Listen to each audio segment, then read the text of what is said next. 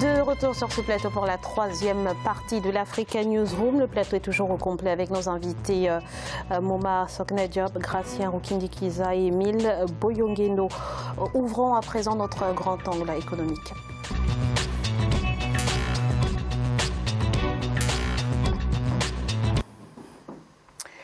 Le Cameroun a été suspendu de l'Organisation mondiale du commerce pour non-paiement de ses cotisations annuelles, une situation qui dure depuis 5 ans. Les arriérés cumulés sont aujourd'hui évalués à près de 180 millions de francs CFA. Reportage de Viviane Baroken. Le Cameroun perd son statut de membre de l'Organisation mondiale du commerce du fait du non-respect de ses engagements de mise en conformité aux obligations de l'accord sur la facilitation des échanges. Un accord pour lequel le pays s'est engagé à payer près de 42 millions de francs CFA de cotisations annuelles. Non, je ne pense pas que ce soit vraiment une intention délibérée. C'est juste un problème de processus, je pense. Et ça sera très très vite réglé. Ce n'est vraiment pas très très grave. Du fait de ce non-paiement des cotisations, le Cameroun est actuellement sous le coup des sanctions administratives de la catégorie 3 qui consiste en la suspension de toutes les activités d'assistance technique et au refus de tout accès aux formations organisées par l'OMC. Les conséquences seraient très graves pour le Cameroun si l'OMC venait à suspendre définitivement le Cameroun. Parce que les accords comme par exemple les APE sont décidés dans le cadre de cette organisation. C'est elle qui régit, comme j'ai dit, s'occupe des règles du commerce international, du commerce entre pays. Et donc, si le Cameroun perd sa qualité, si le Cameroun, en cas de différend commercial avec un autre pays, ne pourra pas faire recours à un arbitre au plan international parce que c'est le OMC qui s'occupe de cela. Rappelons que c'est le 13 décembre 1995 que le Cameroun a adhéré à l'Organisation mondiale du commerce, une organisation dont le but est d'aider les producteurs de marchandises, les exportateurs et les importateurs des pays membres à bien mener leurs activités.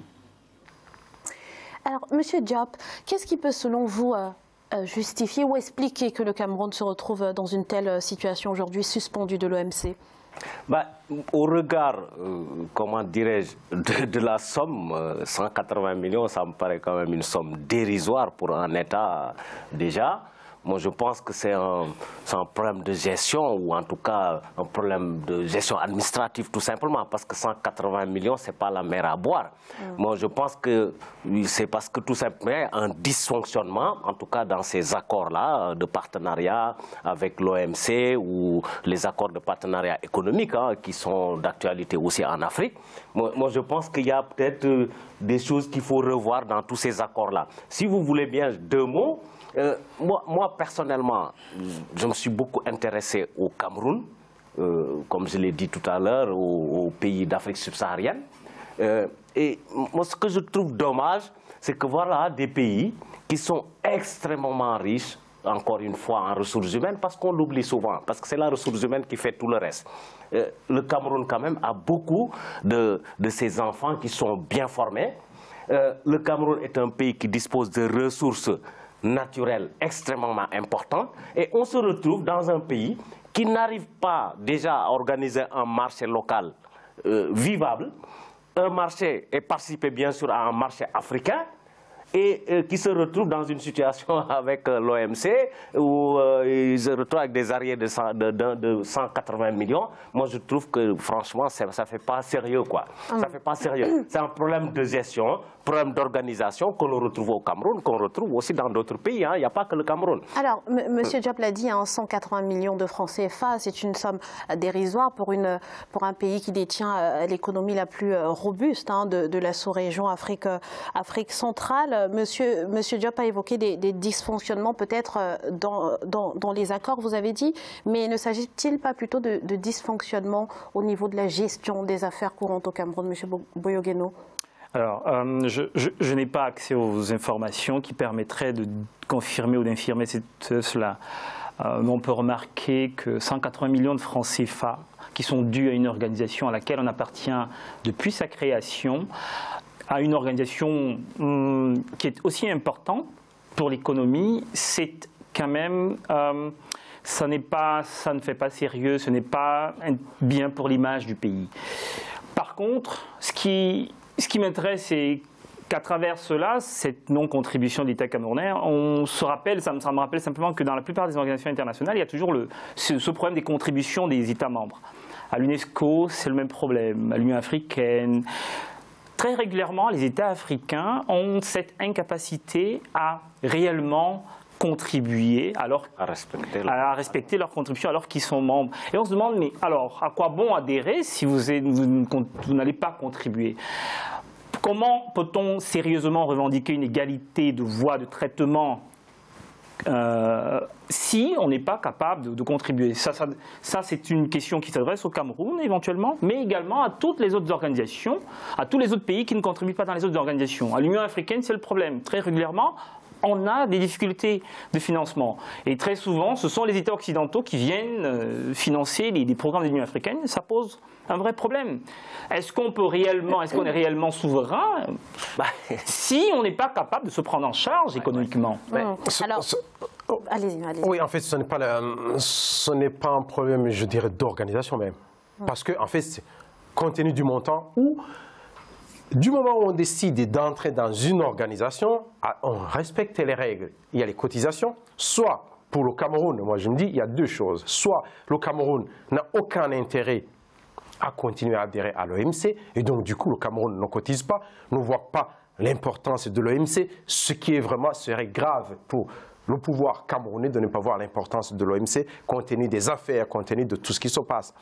Et le refus, ce n'est pas une seule année, une seule cotisation. Cela dure depuis 2015, c'est sur 5 Ce sont des cotisations cumulées. Ils ont eu des avertissements. En principe, ils avertissent.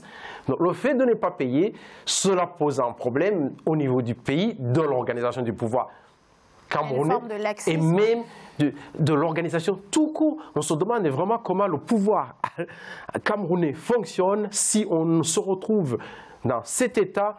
On doit se retrouver dans, je ne sais pas si j'ignore, je ne sais pas si les fonctionnaires camerounais sont payés à temps tout le temps, ou s'il y a un problème de fonctionnement, un dysfonctionnement dans tout le système du pays, ou s'il y a aussi la corruption, les gens, au lieu de payer, ils mettent l'argent dans les poches.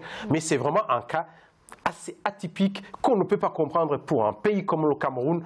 Moi, je serai le président du Cameroun, je limogerai le Premier ministre et le ministre des Finances. Mais alors, moi, je reviens sur ce que vient d'évoquer le camarade, enfin le compatriote. Le problème de souveraineté, parce que c'est des questions tabous dont nous les Africains, quand on en parle, on dit non, non, non, c'est sensible. Le problème du CFA, le problème des accords de partenariat économique.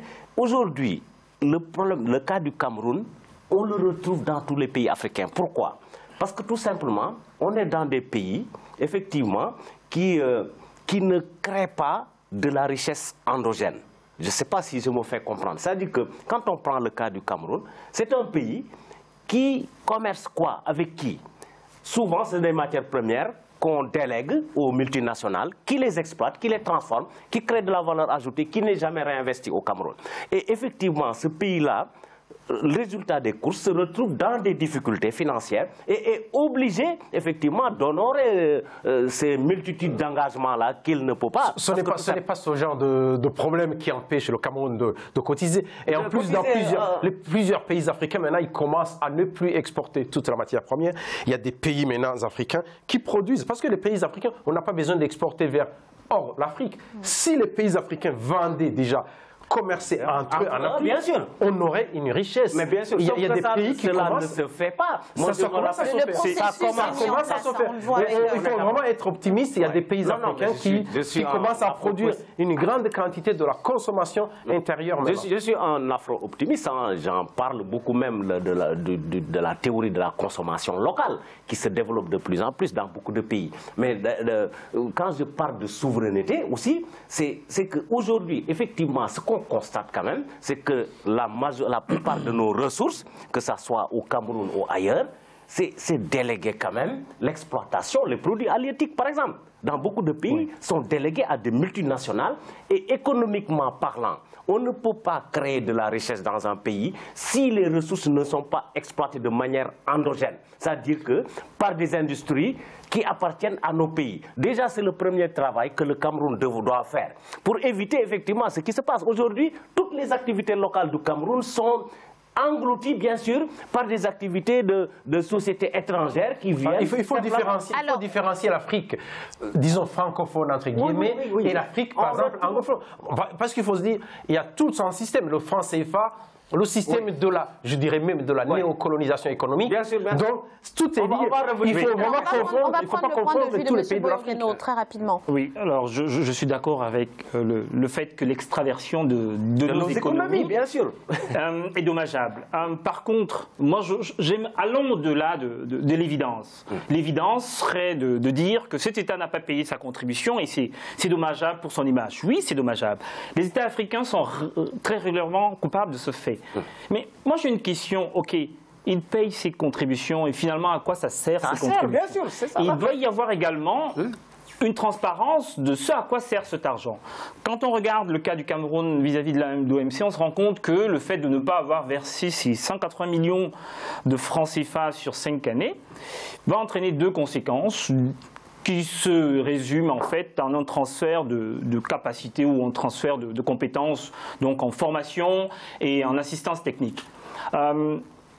Peut-être une intuition, peut-être que vous aviez raison. En cas de conflit. Oui. En cas de conflit. Alors, non, oui. Alors peut-être que vous aviez raison, peut-être que l'État camerounais, si je formule l'hypothèse ici, peut-être que l'État camerounais s'est dit, peut-être qu'on n'a plus besoin nécessairement d'être assisté. On sort de l'OMC. On sort, effectivement. Mais il y a une question, à quoi sert cet argent? Quand on regarde que, oui, alors, ok, entre 1995 et 2015, l'État camerounais a payé toutes ses cotisations. D'autres États l'ont fait.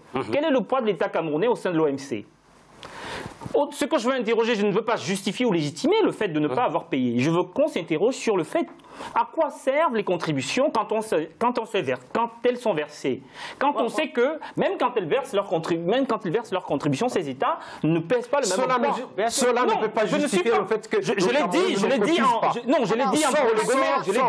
on le laisse terminer rapidement. Je l'ai dit au début, je ne veux pas légitimer le fait de ne pas avoir payé. Mais je dis, quand on paye, quand on a payé, a-t-on le même poids que ceux qui payent que tous les autres? Là, c'est une question qu'on doit se poser. Et là vient la question de la accountability. Quand on ne paie pas, on fait l'objet justement de sanctions. Oui, mais quand on paye, est-ce qu'on a le même poids on pèse le même poids que les autres États? Est-ce qu'on rend compte à quoi sert cet argent? Il faut également que le peuple sache, parce que c'est la contribution des peuples. C'est l'argent.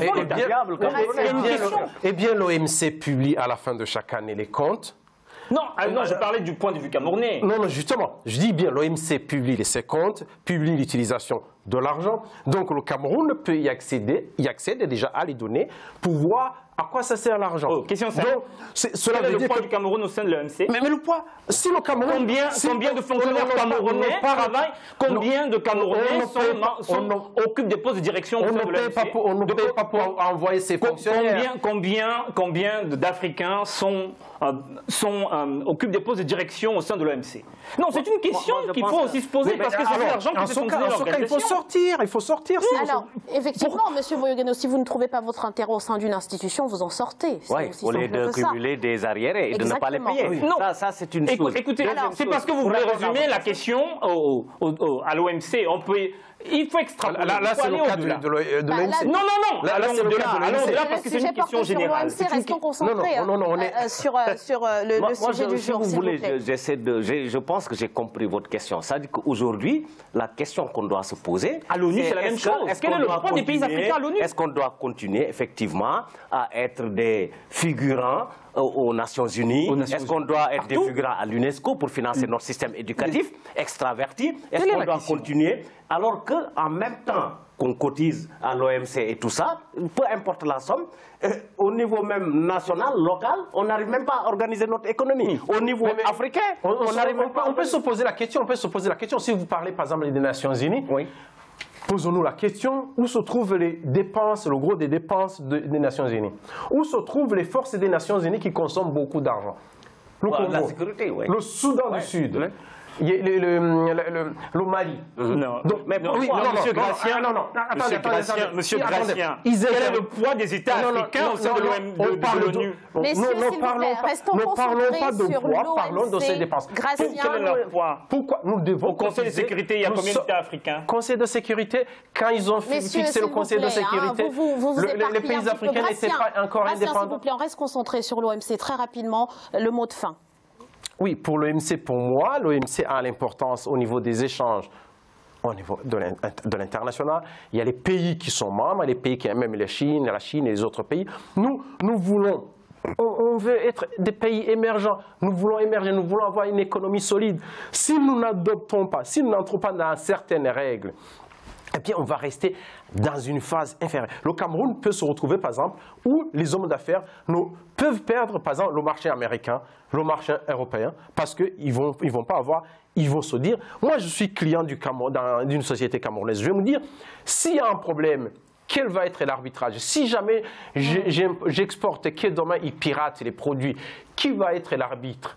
L'OMC, non, parce qu'ils ne sont pas membres, parce qu'ils n'ont pas cotisé. Donc cela, finalement, nuit aux affaires du Cameroun. Le Cameroun, je pense, tous les pays africains, pour moi, il faut que tous les pays restent dans l'OMC. C'est le monde des affaires. Soit on crée une autre OMC, mais tant que c'est ça qui existe, on est dedans. Personne ne critique l'OMC, même le Camerounais ne critique pas l'OMC, mais ne cotise pas. Je ne partage pas cette position qui consiste à dire qu'on doit laisser à l'OMC. Parce que l'OMC, comme le dit notre camarade, notre compatriote, mais n'apporte pas vraiment de valeur ajoutée. Mais pourquoi on y va? Parce qu'on ne représente que 3%, même pas 3% du commerce mondial. Mais on veut représenter beaucoup. On veut représenter beaucoup. Il y a ce qu'on voit. C'est là où je viens. C'est-à-dire que quand on veut représenter beaucoup, il ne faut pas mettre la charrue avant les bœufs. On est dans des États qui n'arrivent pas déjà à s'organiser au niveau interne et qui veulent sauter les étapes. Non, moi je pense que comme le disait Cheikh Anta Diop en 1986, quand il avait fait sa dernière conférence à Yaoundé, mais il nous mettait en garde, nous, cette nouvelle génération-là qui vont être formées. Aujourd'hui, l'enjeu, ce n'est pas de faire de la figuration au niveau des institutions internationales. L'Afrique doit se regarder, faire une introspection, se réorganiser d'abord économiquement. Ensuite, quand on aura effectivement maîtrisé notre système économique, monétaire, etc., c'est à partir de ce moment-là, effectivement, qu'on va pouvoir négocier avec des institutions internationales et peser beaucoup plus. C'est ça l'enjeu. Merci, M. Diop. Merci pour toutes ces précisions. Merci d'avoir participé à cette émission. J'appelle M. Diop, que vous êtes professeur d'économie et gestion. Merci également à vous, M. Émile Boyoguino, d'avoir pris part à ce débat. Je rappelle que vous êtes socio-historien et merci à vous, Gratien, pour votre participation. Merci, Raziela. Bonsoir à tous. Merci à vous, chers téléspectateurs, pour votre fidélité. Dans quelques instants, le journal de la rédaction sur Africa 24. Merci.